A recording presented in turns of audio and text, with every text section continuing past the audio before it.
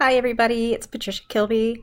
I just want to apologize for whatever happened with my first video. There was no sound, so I'm re-recording my summary for Chapter 6 in Sidman's book, Coercion and its Fallout. Unfortunately, because this is a holiday weekend, all of my family is home, so there might be some extra sounds in the background. There's my dog. Sorry about that. So chapter 6 is escape, and at the very beginning of the chapter, Sidman starts out talking about contingency analysis, identifying the behavior and what comes directly after it. Then by changing the contingencies, we may change the behavior. The example that Sidman uses is bedwetting. Perhaps a chronic bedwetter is getting affection from his parents and a clean, dry bed each time he has an accident in the middle of the night, because who wants to sleep on nasty, wet sheets? These affections and dry bed may be reinforcing his bedwetting. If parents wait and don't change the sheets until morning and don't give the child affection until an appropriate time, they may see their child's bedwetting decrease. If the child's bedwetting decreases based on their observations and the steps that they took to change the behavior, their contingency analysis was correct and valid. If the bedwetting does not decrease, then their contingency analysis was not valid. So Sidman's point was that contingency analysis is something that we all do in our everyday lives, whether we realize it or not. So even people that are not trained behavior analysts, sorry about that, are constantly doing contingency analysis. When something's not working, we change it. Sidman goes on to talk about negative reinforcement and how closely it's related to escape. So this is where I get a little confused, honestly. I thought that we have been taught all along that negative reinforcement is not always negative. Negative reinforcement, it just means that when you take something away, it increases the likelihood of a behavior increasing, right? But Sidman, when I read Sidman, it sounds like negative reinforcement and punishment are always closely related. So it sounds like negative reinforcement always has a negative connotation. So I'm a little confused. It sounds like Sidman almost goes against what we've been taught about negative reinforcement. So maybe you guys can help me with the discussion here to understand a little better. Or maybe Dr. K, you can help too, because I'm just a little confused about this part. So on page 93, Sidman states that negative reinforcers and punishers, therefore, are the same event functioning in different ways. So by that, he means that when we stop a punisher, it makes the behavior more likely to happen again. One of the examples he uses is when we pick up a crying baby, and it's all sort of a vicious circle. Picking up the crying baby is the behavior that removes the sound of the crying baby. So that's the negative reinforcement, which then turns into escape. But then that behavior, picking up the crying baby to stop the crying, will make any loud sounds negative reinforcers that will generate the punishment of the crying baby again, thus wanting us to escape by picking up the baby, turning the entire negative reinforcement, escape, punishment, escape into a huge circle. Punishment not only decreases the behavior, but the side effect of punishment is escape.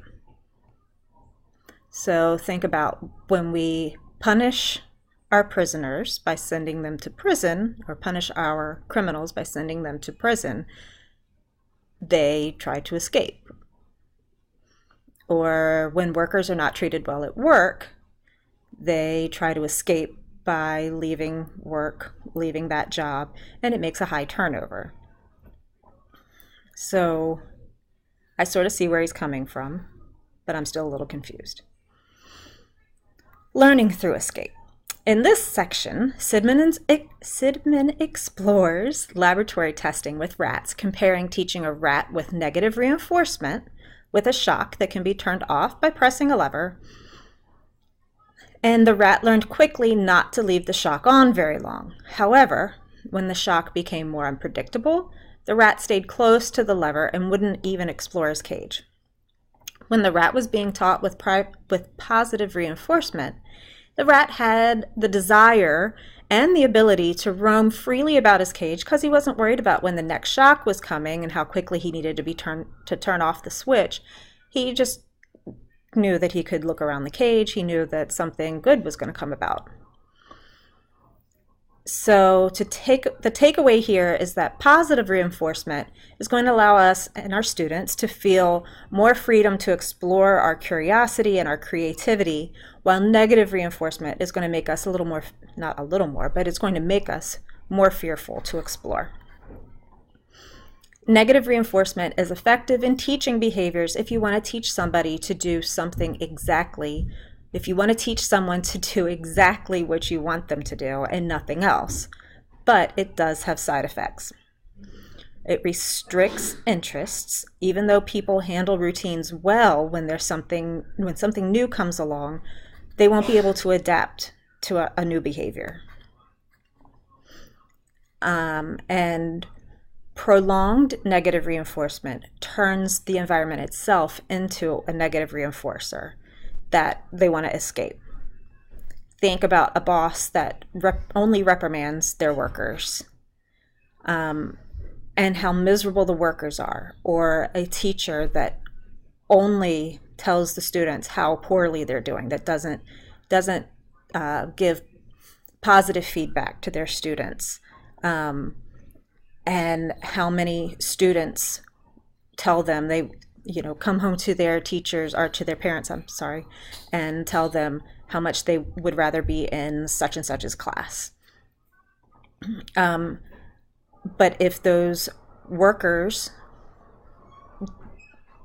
found another job where they were praised and made happy, then that environment would be a happier environment. If these teachers were giving lots of praise, then the students would not be looking for another teacher's class that they would like to be in.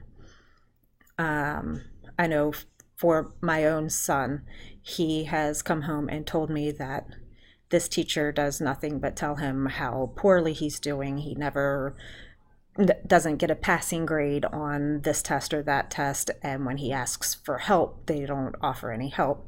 So he really would rather be in his friend's class because he sees all the help that they're getting in that class, and his friend is passing, and they were in the same class last year and they always got the same grades. And so he obviously would rather be in the class with his friend who he sees excelling in the same subject and getting all of the same help. And why can't he be in that class where the teacher seems to be helping out so much? So of course he would rather escape from the classroom that he's in with the teacher who doesn't seem to be helping him, into the class where his buddy is getting supposed to be getting the same instructional material, but it's being presented in a more conducive format, we'll say.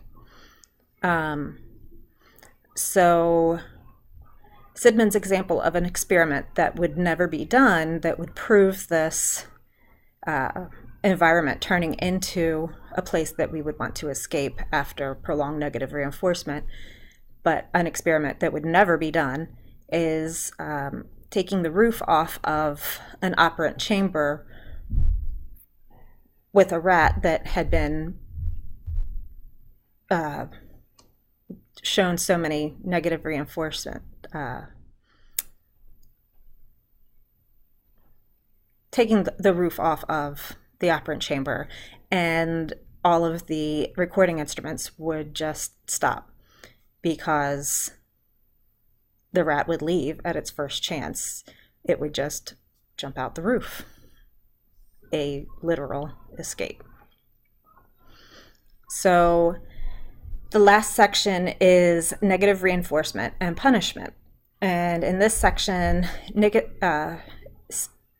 Sidman refers to negative reinforcement and punishment as two forms of coercion. He says that whether events are negative reinforcement or punishment depend on their relation to our behavior at that time. The conditioned side effects of negative reinforcers and punishment are also connected. Once we escape from something, anything that brings us back to that is a punisher. A child who almost drowns may not ever want to go swimming again. A child who's bullied is going to learn to walk a different way to get home. So my open-ended question to you. Sidman's final paragraph sums up the chapter by saying that negative reinforcement and punishment almost always go together. Do you agree with that statement? Do negative reinforcement and punishment almost always go together? Thank you so much, and enjoy your Memorial Day weekend.